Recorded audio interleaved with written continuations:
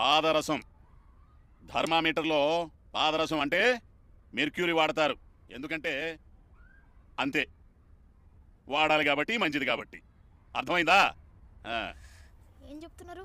లోహాలు ఆమ్లగుణము, అలోహాలు క్షారగుణము. అందరూ శ్రద్ధగా రాసుకు చావండి. సార్ అది తప్పు sir. Metal oxide sir basic in nature. నాకు నువ్వు పాఠాలు చెప్తావా? నీకు నేను పాఠాలు చెప్తున్నారా?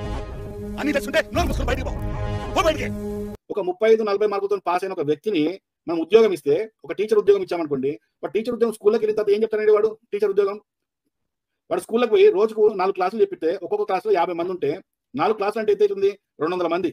సంవత్సరానికి 200 మంది అంటే వీడు 35 సంవత్సరాల్లో ఎంతమంది విద్యార్థులు జీవితాలను నాశనం చేస్తాడు? ఎందుకంటే వీడికి ఏం రాదు కదా. వీడికి ఏం రానప్పుడు ఆ 1000 మంది స్టూడెంట్స్ ఏం కావాలి? వాళ్ళ జీవితం ఏం కావాలా? అట్లా ఈ దేశం మొత్తం రిజర్వేషన్లో 35 మార్కులతో పాస్ అయిన వాళ్ళు అందరూ ఉద్యోగాలు తీసుకుంటే ఎన్ని లక్షల మంది విద్యార్థులు రోడ్ల మీద పడతారండి? వాళ్ళ జీవితాలు ఏం నాశనం కావాలా? అంటే వీడు ఒక్కడు వెనుకబడి ఉన్నాడు కాబట్టి వీడిని కడుపు నింపడానికి ఇన్ని లక్షల మంది జీవితాలు నాశనం చేయాలా? ఇప్పుడు విదేశాల్లో అంత డెవలప్ అవుతుంది అన్నప్పుడు అక్కడ రిజర్వేషన్ లేవు. మరి అక్కడ రిజర్వేషన్ ఉద్యోగాలు ఇయ్యారు. అక్కడ టాప్ ఎవడు టాప్ ఉంటే వానికే ఉద్యోగం. ఇప్పుడు మొన్న నీట్ రిజల్ట్ వచ్చింది, మొన్న నీట్ పీజీ రిజల్ట్ వచ్చింది, దాని కౌన్సిలింగ్ జరిగినాయి. ఏం చేశారండి? ఎస్సీ ఎస్టీకి ఎంత ఇచ్చారండి? 0 ఆట.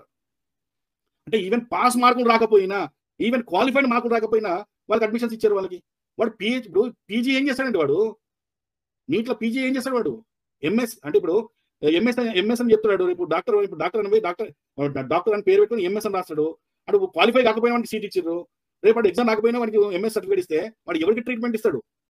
ఫస్ట్ క్లాస్ లో మార్కులు పాస్ అయినాడు 80-90 తెచ్చుకున్నాడికేమో నువ్వు వెళ్ళగొట్టవాడివి. వాడేం చేస్తాడు?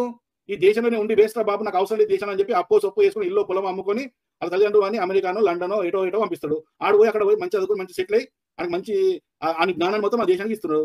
ఆ దేశాలు బాగుపడుతున్నాయి. ఇక్కడ ఉన్నోడికి 30 మార్కులు ఏమో ఇక్కడ ఈ దేశం సర్వనాశనం చేస్తున్నాడు. మరి రిజర్వేషన్ సిస్టమ్ తీశారు. ఈ రిజర్వేషన్ సిస్టమ్ వల్ల నాకు ఈ దేశం నష్టమే కదా, లాభం ఎట్లవుతుంది?